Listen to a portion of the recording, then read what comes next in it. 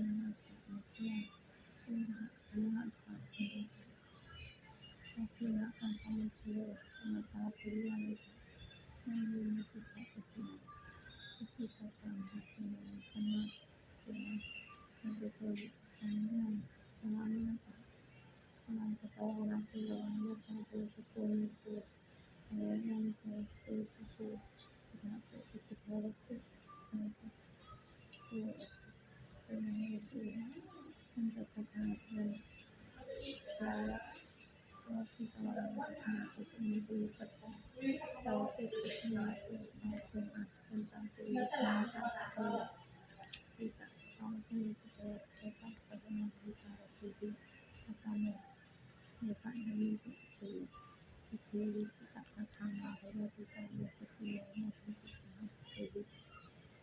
ภาวะเตชะเน